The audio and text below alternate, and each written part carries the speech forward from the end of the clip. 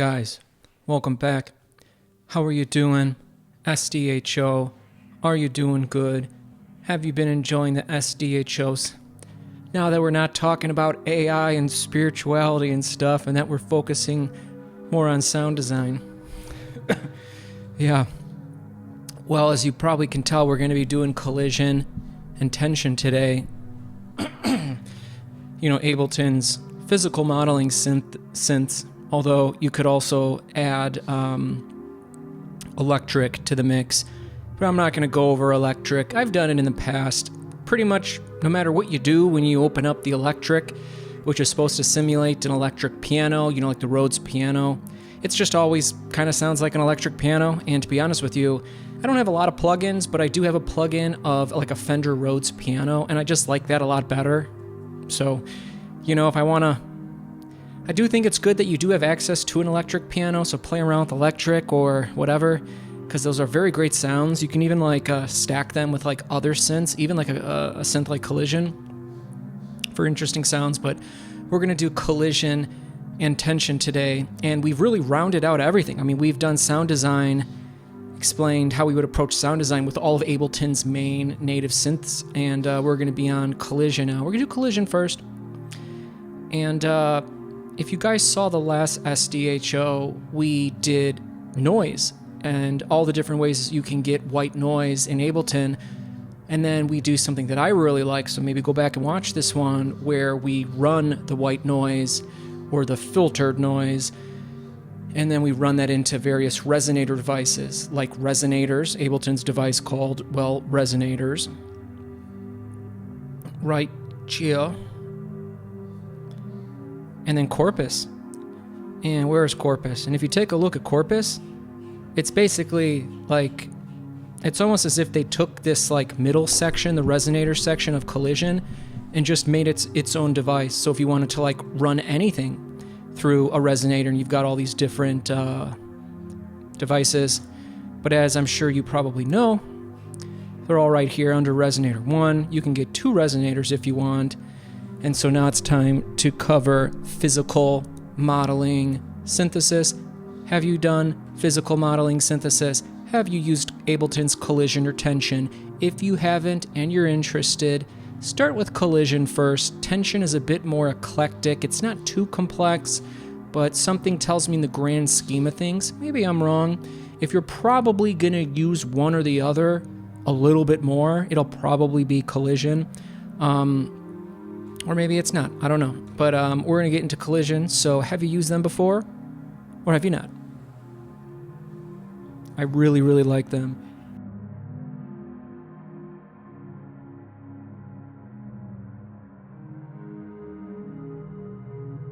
They're physical modeling synthesizers, which, to my understanding, is the most recent form of sound synthesis.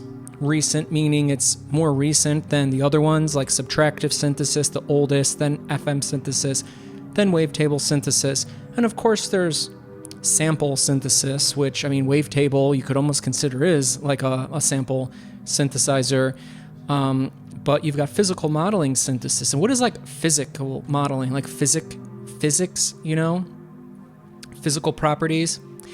And so what's interesting about physical modeling synthesis is that it's different than the other ones, where we had a waveform, and that waveform was in the oscillator section. And what does an oscillator do? It repeats the waveform, whatever it might be, many times. So if it repeats it 40 times a second, 40 cycles a second, aka 40 hertz, it's an E note.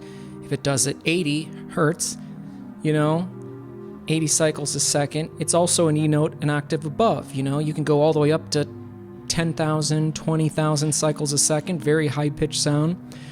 And then that oscillator section, then will probably feed into a filter that you can either use or not use, and then you go to the volume section, the amplitude. But physical modeling is different because we're not starting with bass waveforms in an oscillator section, and then doing the different things. We are just trying to model, hence physical modeling. We're trying to model the physics of a hypothetical real world instrument. So someone's like, hey mate, so how do I figure out how to do this shit then? Well, the simple answer, and I'm sure you probably want the simple answer is you turn knobs until they sound good. And if that sounds like I'm being trite, or I don't know the right word to use right there, but I'm not.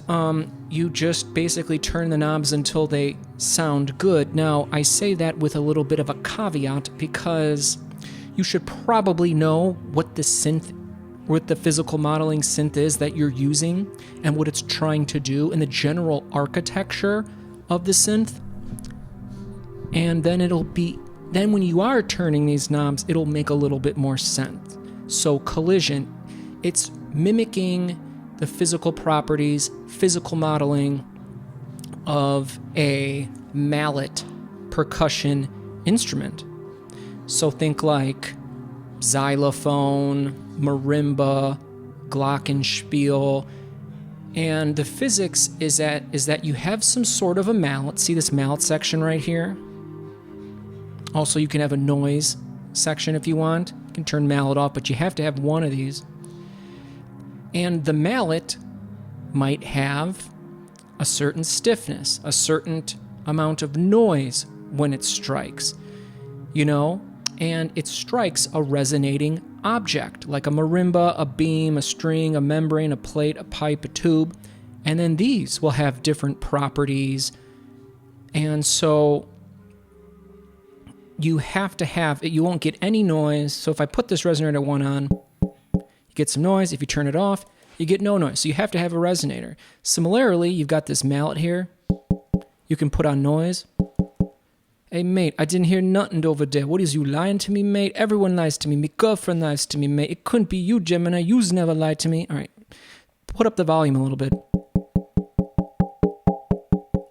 Wonderful, wonderful. And let's turn off mallet. Let's put back mallet.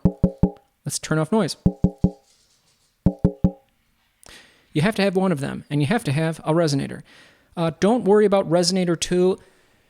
It's kind of like wavetable, where you have the ability to have two oscillators. So like you could have two different wavetables that you are doing things to in wavetable, but like worry about the second wavetable, worry about the second resonator after you have the first one dialed in and you're using it for a reason. Why would you even want to use two resonators? Who knows? A lot of times it's almost kind of like something that you would do with like reverb. Hear me out. Like for instance, if you're sculpting a sound with reverb, like you might have like a smaller, shorter reverb for like more of like the transient part of the sound, and then maybe you would want to have a longer, more of like a tail type reverb. So it's just like doing things like that. So that's something you could do with both of these resonators, but we're just going to focus on one for now. So we're going to be in collision. I'm going to turn off noise for now, and I'm just going to play around with mallet. I'm so used to always throwing like the spectrum down there, which why not? I'm almost like, why even do it? But maybe that's all the reason to do it, So I'm playing a B note. Got this B going on up here. And if you hear a lot of crazy noise, my dog is humping his little bed because it's actually not even a dog bed, it's like a cat bed, but like he really likes it. And so he humps the bed after he eats his food, which we call kibis, which if you've been watching the show for a while, we always focus in on him. Whenever I get off these things, he runs into the kitchen and says, I want kibis. So anyways, we're going to have really fun with collision here. And now he's finished his humping and now he's breathing hard and...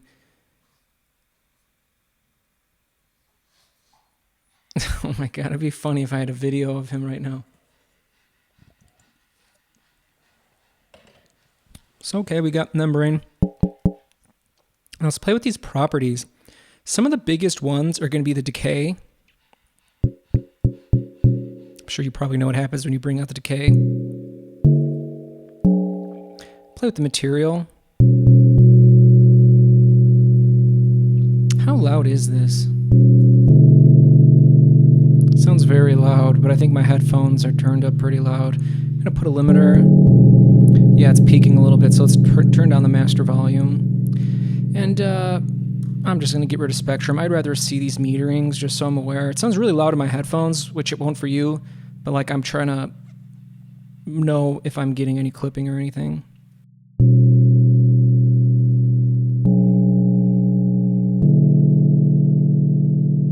Let's play with the ratio.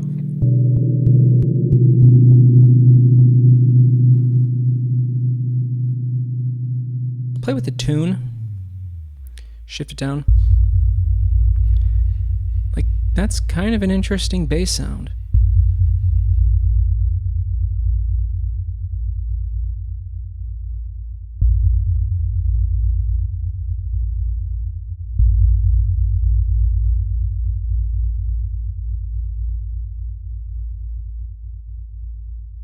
So like, why use physical modeling synthesis instead of like wavetable or FM or subtractive?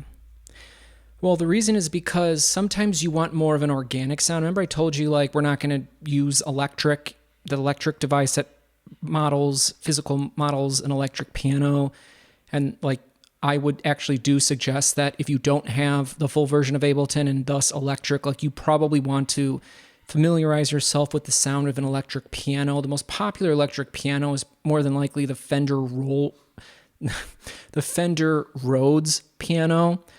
I'm not sure if the Wurlitzer I think that's a popular one too, but the Fender Rhodes piano, it's a very nice sound. And as soon as you hear it, and it's really interesting too, because when you play higher up on the octave, it sounds kind of like a glass sound. It's really interesting.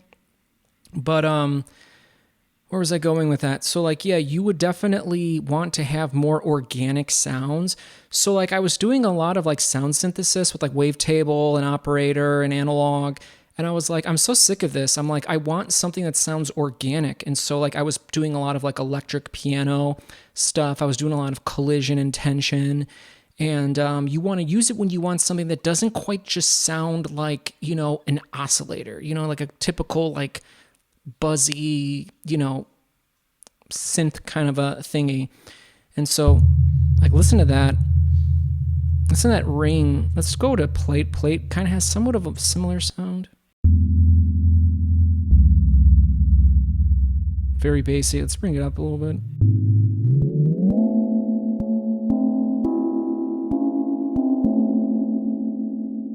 See this position left and position right? I don't think it should be spread that far apart. Like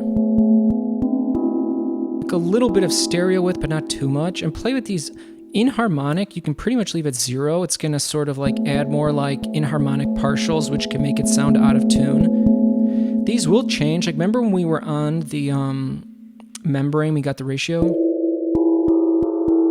These will change. So if I go to like tube, we don't have any of them.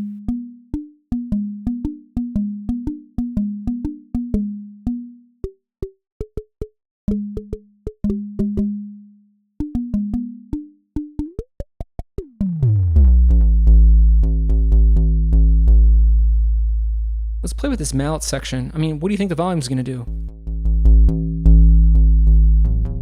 How stiff is it?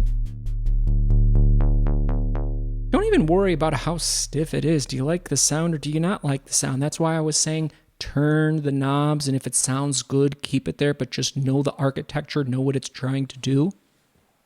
Mate.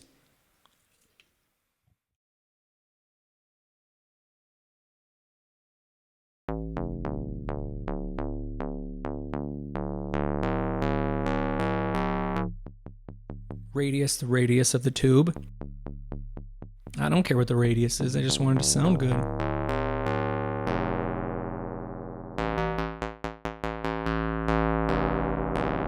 It's also really fun when you like sample these and then put them in a sampler and then do sample synthesis with them. Like I kind of want to like get like a volume envelope on this. And let's see, do we have any envelopes? No. We have LFOs, but I'd rather like see the feedback and get like the actual LFO device on there. Let's turn mallet off and let's get noise. What's interesting about noise is we got an ADSR, and look what happens. See, look, it starts with S on 0. So if I hit a note, it's very short, right? But if I bring the decay out, it has that sort of quality to it. If we bring out the release,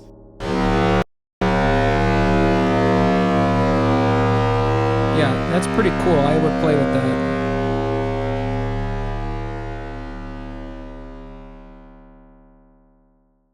Another thing we're going to try to do is comping. It's something that shipped with Ableton Live 11, and it's very, very amazing. And I've always known it was there, but I never used it practically. And when I was making some music with my friend who was rapping on top of the music I made, because my music was arranged on the arrangement page. Whoa. Arrangement page. And he was rapping, and like we wanted to cover like, okay, this part of the track he's gonna rap on top of. And so when you set the loop brace, that's when you get into like the comping or whatever. And so it's something I've always known about, but I never really used it practically. And yeah, it's almost kind of like hidden and tucked away. But once you really start to like understand it, you know, you may actually start wanting to record your stuff.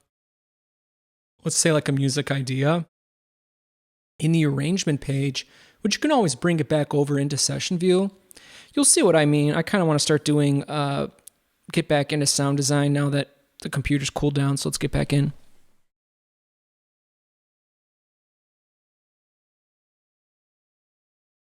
Okay, resonator 1 tube.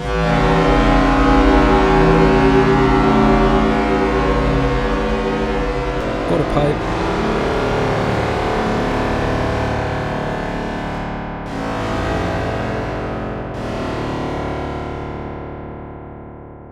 I hate to really say it, guys, but there's really not anything else to do.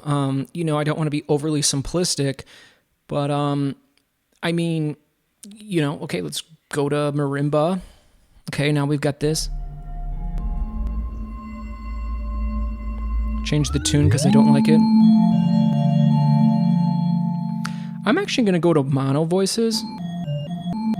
See, I don't like that click when it like clicks over, so maybe I'll go to 2. Obviously, the less voices you use, the less CPU resources.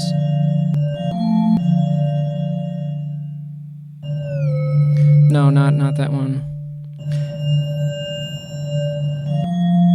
Go to beam. Beam is similar to marimba.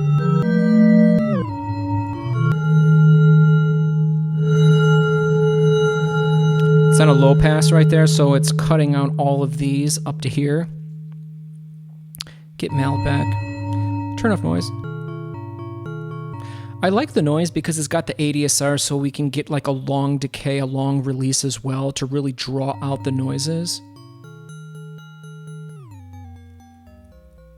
Kind of boring. I'm a little bit less interested in these. I really like the string is kind of lame. It sounds like kind of like a synth. But if you dial it in, especially in the bassier frequencies, it can sound kind of good.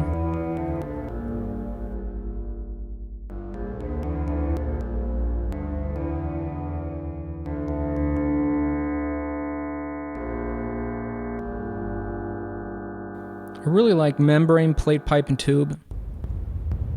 Sounds like you're just like hitting some sort of air.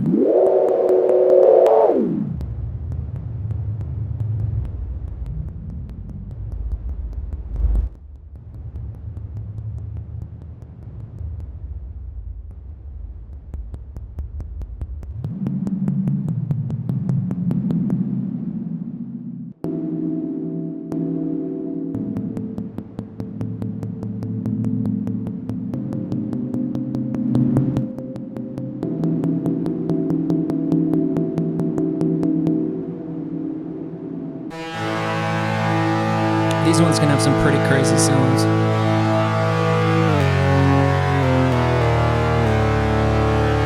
Play with the opening. You don't get the opening when you go to tube.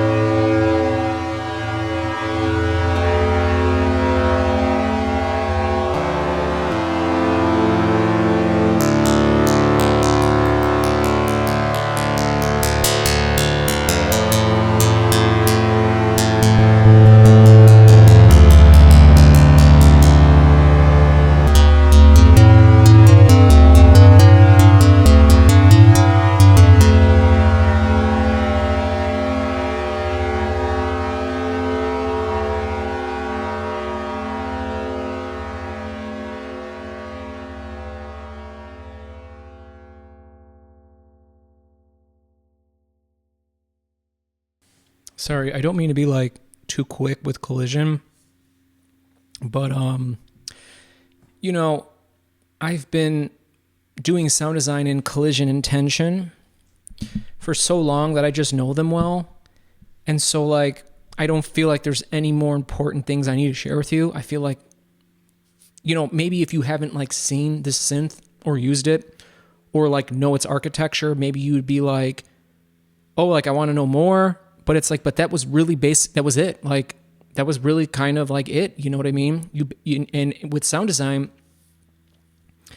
you know, find the sound that you want. You know what I mean? So once you find that, start making music. You know what I mean? You know, like you don't need to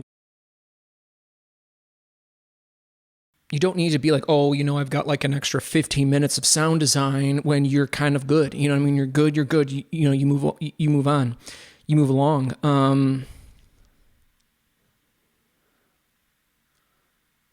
We're going to open up tension and dial in some tension. Tension's even quicker and shorter. It doesn't need to be, but it definitely is. And then I want to show you the comping, so we should probably get into that.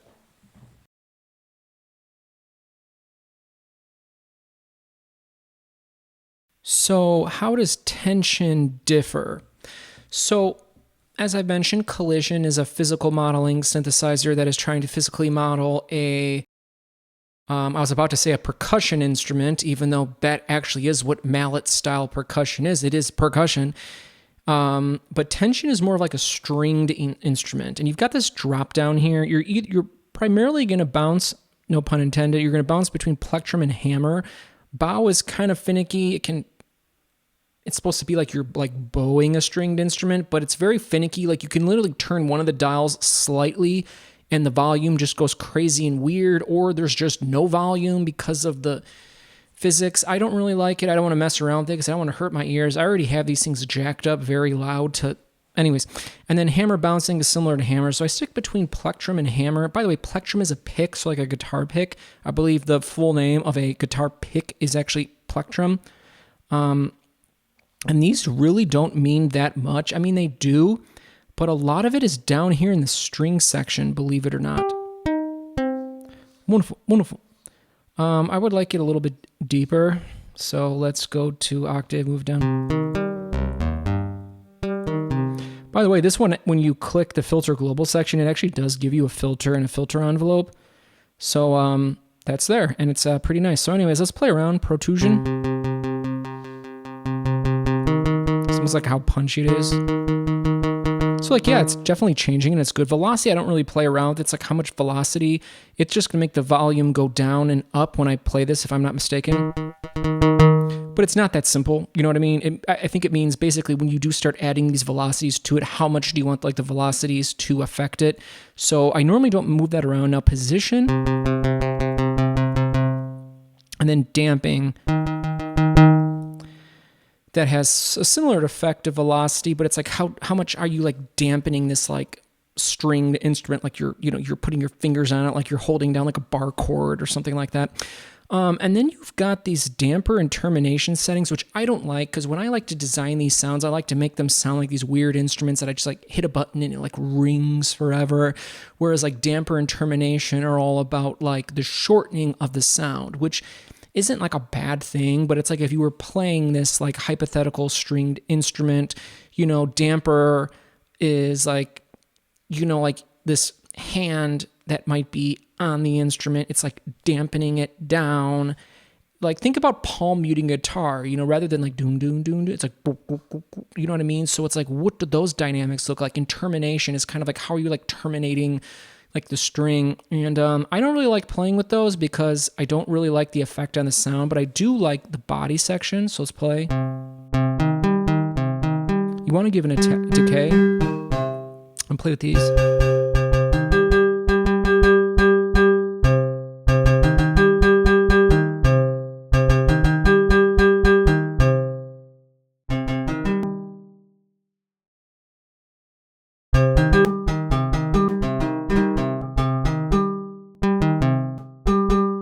It's really just giving like a little bit of a metallic kind of a thing. I don't like it actually. Let's go to pickup. Pickup's good because it gives it kind of like if you had an electric pickup on it.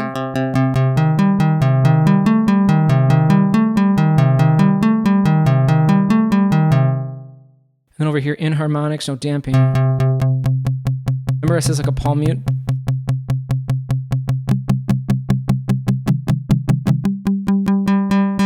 Listen to it like it ring out. And then I believe it's ratio. If you put the ratio down to like, hitting a note, but listen when it goes all the way down.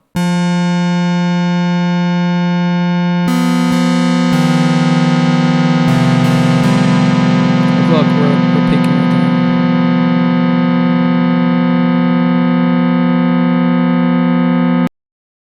So that's kind of it. It was really funny because I was like, over the last like 6 SDHOs, I've covered sound design and all of like Ableton synths and stuff.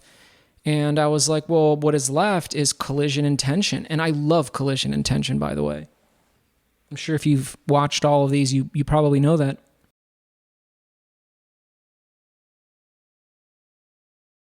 But for some reason, I don't know if I'm just more into like the more traditional sound design right now as I am today. Like, I kind of don't even really want to do collision or tension, but I feel like there's an aspect of me, just how I am, like I feel like I should be like thorough, you know what I mean? But I pretty much covered all of the big things and I'm kind of like sick of it. So the next thing I want to show is I just want a sine wave. Boring, mate. So I want, stops too soon. So go into A, give it some release. Let's go to a chorus.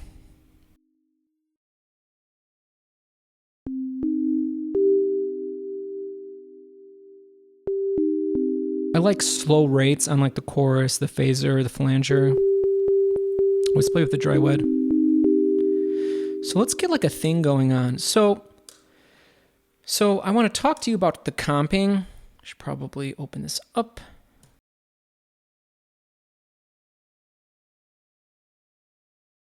So normally you would be like, okay, so we're in like 90 BPM. So let's like come up with like a pattern and then let's record it in, right? Because we want to like build things around it. So we need to make sure it's on the right BPM. 1, 2, 3, 4.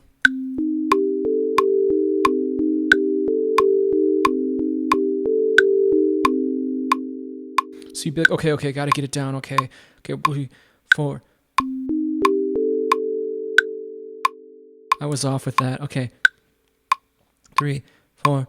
1, 2, 3, 4.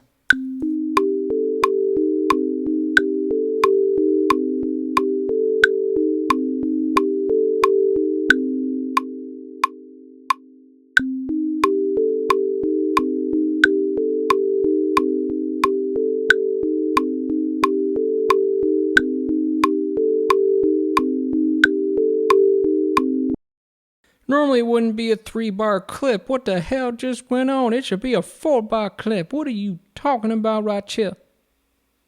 Right, and then, okay, these are like 8th notes. You could then, okay, because they're 8th notes. If you didn't think they were on grid, you could just do like Command A, collect them all. Do a quantize. And now you can build something with it because it's like on...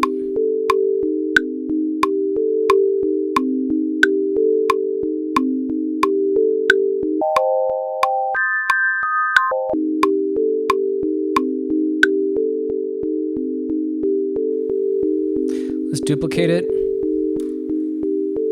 Shift up the octave.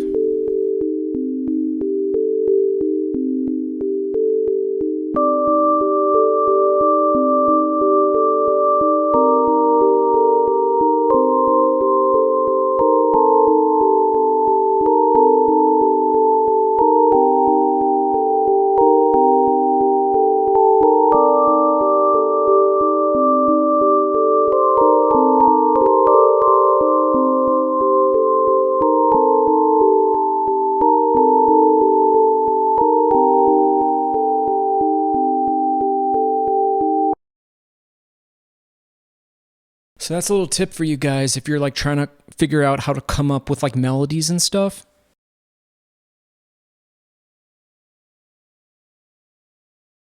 And you're like, hey mate, I'll be sitting down.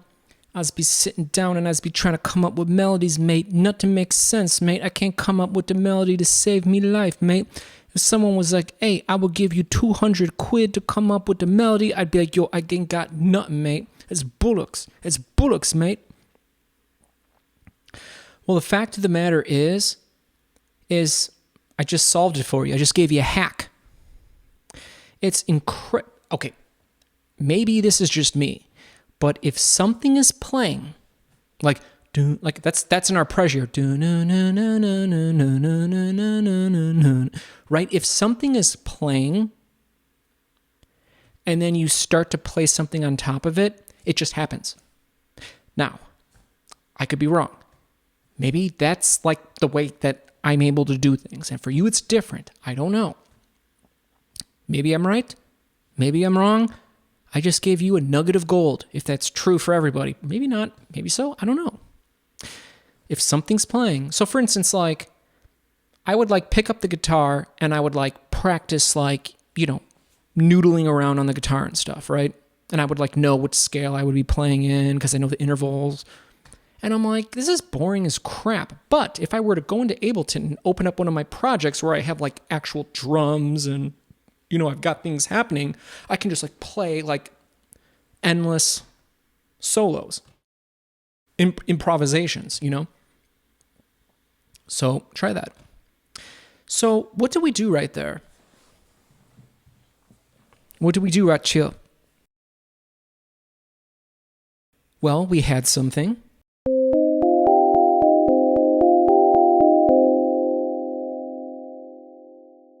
And because we want to make something with it, we have the BPM set. Could set it at anything. We got the click track going, and we recorded it.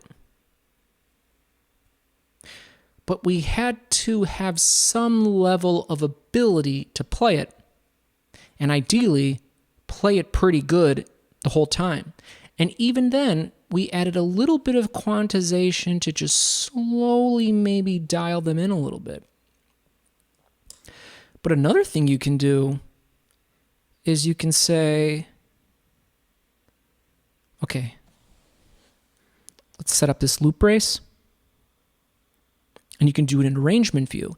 And that's when take lanes come into play, main. And they offer you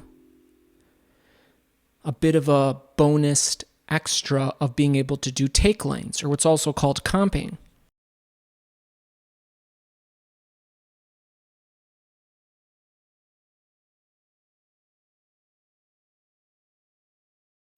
But there is something you should be aware of, because I've done this. My one student has done this. You've all done this. Watch what happens and watch what we're going to learn.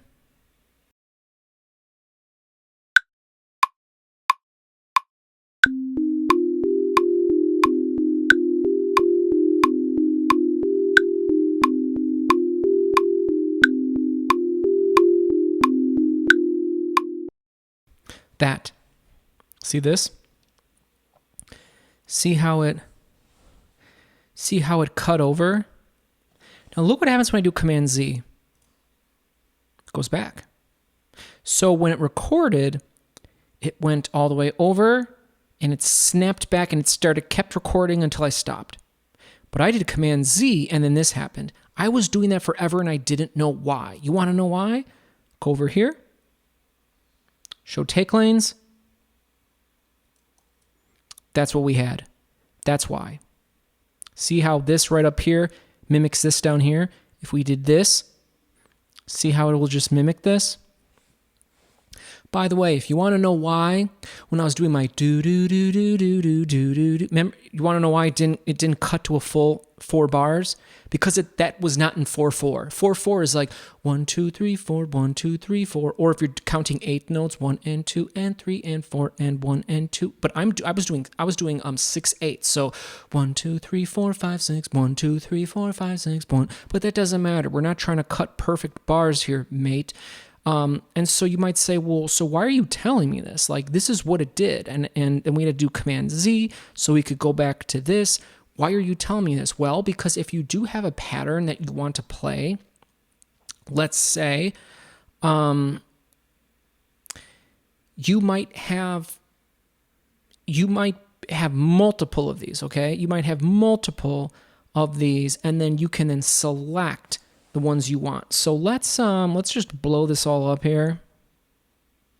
And I'm glad to know that I was playing in 6/8. Sometimes those arpeggios sound very good in 6/8, but we're in 4/4, and we've got 4 bars here. And let's turn this stupid thing off. Stop doing that. Just stay. You got to turn this off.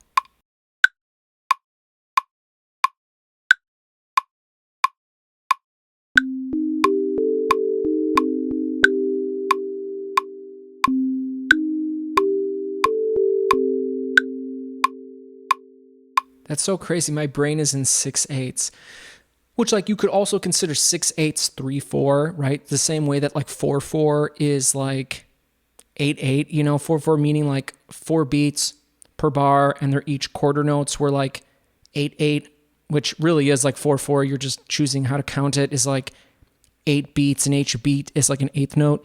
Whereas like 6/8 is like, you're counting 6 beats and each beat is an eighth note. It's the same as like 3/4 or whatever. It's just interesting that like that's like where my head is at. But you know what? Fuck it then. Let's go back to 6/8. The only problem is that the BPM might be different.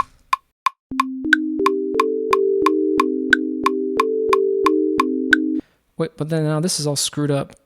I want 4 bars, mate.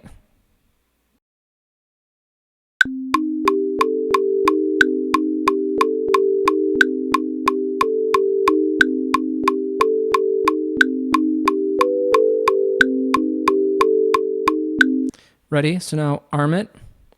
Make sure you're back here, mate. And then let's go.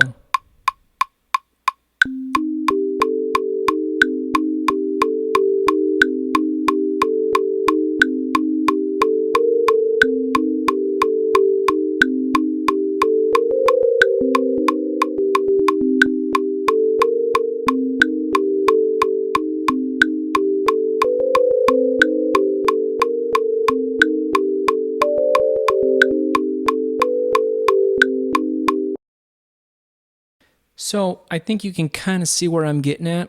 So notice how up here it's all pink. That's what's going to play. But notice down here, operator 4 is the same as what's here. And then operator 3, whoops, is the same as what's here. But look at what if I did this. Pen tool, look, now it's using this one. Maybe then I want to use this one. And then maybe I want to use this one. Then maybe I want to use this one. And that's even a sound design trick, even as it is. You know what I'd be saying, mate? See? So like this up here corresponds to here. This over here corresponds to here. This. Oh no, mate.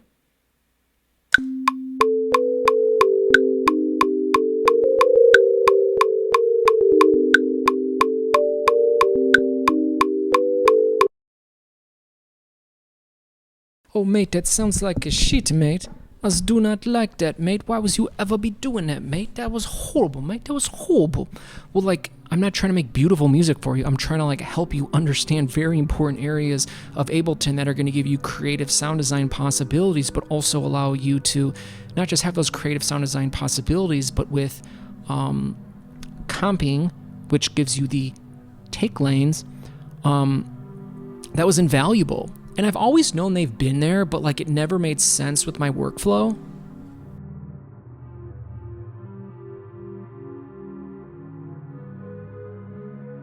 One of the times that you would use that the most is if you were like a music producer and you had a track full of, so you've gotten to the point, because usually how these things happen when you're making music, if you're making music and at some point you're gonna export it, you're gonna bounce it out of Ableton to like a WAV file or something.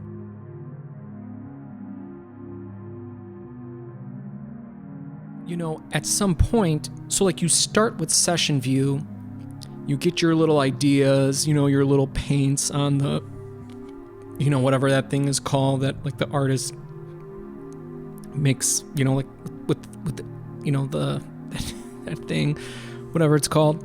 And, you've got your little like ideas, your little like paint splats, and then you sort of start painting. When it comes time to start putting it on the timeline, the arrangement page, you would then do that. And then once it's on the arrangement page, you might say, especially if you're singing, especially if you're rapping. Like for me, I had my track, down on the arrangement page. My friend was rapping at it, so he was gonna rap here to here, and then here to here, and then there was like a chorus from here to here. And he wanted to do multiple takes. And so when we had that section, okay, you're rapping from here to here, well, it seemed very obvious to me. And again, I knew about this, but I had never like used it practically, so it was kind of just knowledge I had filed away. I realized that and again, not only just rapping or singing, but if you were playing like a keyboard part on top of it and you wanted it to be right, or you're playing like a guitar part or something like that, I noticed that he would rap it great like the entire time, but he would mess up one part.